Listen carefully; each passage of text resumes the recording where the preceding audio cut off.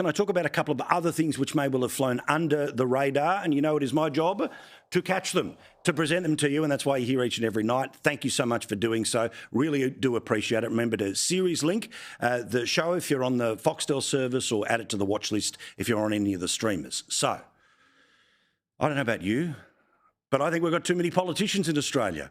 Why? Because I feel so overly regulated. I feel like there's so many other people that are able to have an opinion and write the laws to tell us which way we must or must not live our lives. Well, guess what? There is a very good chance that this bloke, Don Farrell, is about to expand the number of politicians. Now, a cynic would suggest that the time the Labor Party is choosing to do that is at a high water mark, and that theoretically more MPs would result in more Labor MPs, but it's the Senate that is worth talking about.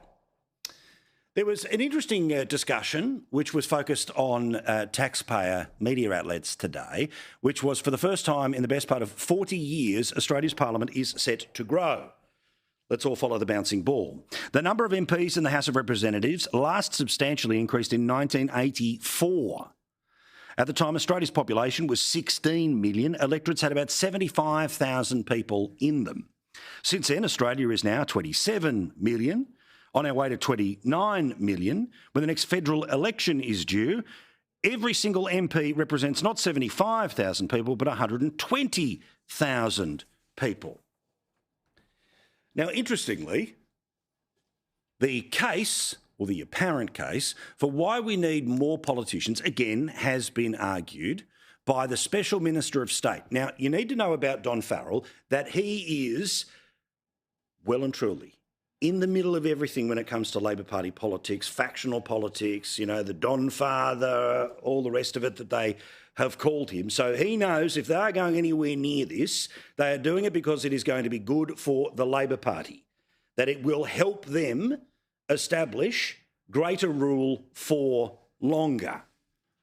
And this, however, is the packaging in which they are going to try to sell you that we need more federal politicians. And thus, the number of politicians you need to form a government goes even higher than the 76 currently required. MPs have got more and more constituents to service. And of course, some of the pressures that you refer to in these reports is reflected in the fact that in order to try and make sure you're servicing all your constituents, there's greater and greater pressure on the MP themselves and on the staff. Oh, geez, okay, I wonder if the people who are claiming that they're under a pressure might say join us on the common sense side of things, that perhaps we don't need to radically keep growing our population. But of course, to discuss is racist.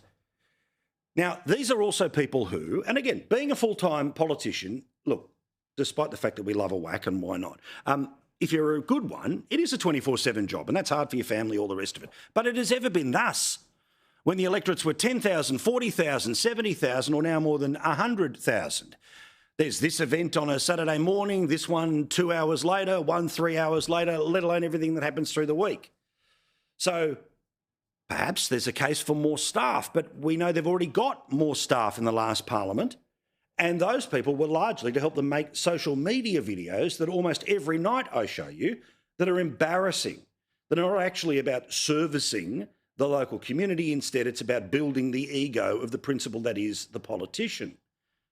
And in the overall federal budget, it's not really about cost, but it is kind of about cost. A point that James Patterson, and I'll give him a yay for the week in a moment, had to say. He said on the ABC that I find it extraordinary that we're wasting taxpayer resources and time on this when the government should be focusing on fixing healthcare, cost of living crisis and self-made housing crisis. Good point. Now, normally any sort of fiddle to the electoral system normally requires the two teams to get together so that there'll be an easy passage of this thing through the House they control, in this case, the Labor Party in the lower house, or the Senate. But remember, they can pass in the Senate with the Greens. You don't think the Greens are going to want to back in the idea of more MPs? More MPs, potentially, of course. The closer and more populated the areas are, the closer you get to the inner cities, the higher the chances there are of Greens MPs. So while it's great that the Libs look like they're going to say, no, happy with the system as it is, the system may well change. But the reason I mentioned this at the start of the show is because while it's obviously vitally important, it's the government, it's the tone and future of the country about who forms the majority in the lower house, and we know elections have consequences.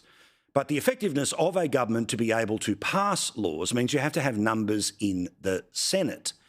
As it currently stands, after the last election, and there'll be flow on into the next term as well because of how well the Labor Party did, Labor and Greens together, that's all they need. They don't need Lambie. They don't need Pocock. They don't need anyone else in the crossbench. As long as they grow, it's okay. Well, guess what a plan to increase the number of people downstairs means? It means there's a very good chance you're going to balance things up, as they say, do what happened in the 1980s and increase the number of senators.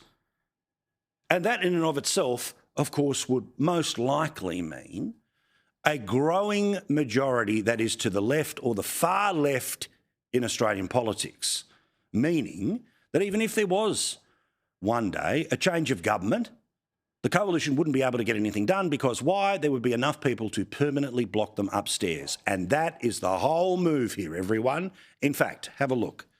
Doubling the number of territory senators was recommended during the last term of Parliament.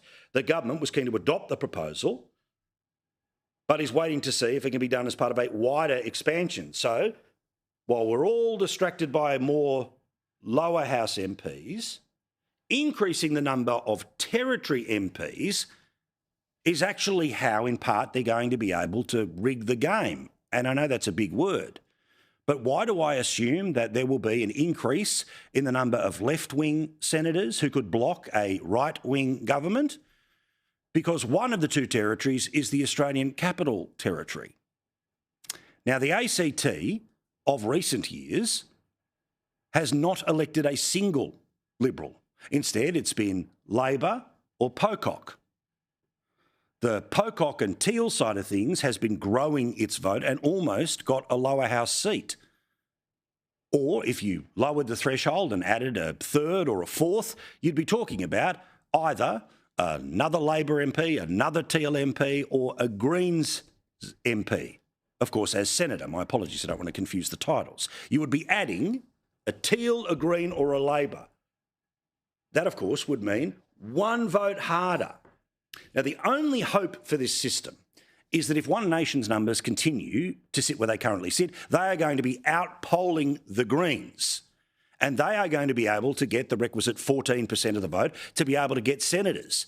And not just Pauline Hanson, not just Malcolm Roberts, both of whom consistently being re-elected in Queensland. But as we saw at the last election, thanks to preferences, because what you do with number two really matters, particularly in the Senate, they were able to get an extra senator in New South Wales and in Western Australia.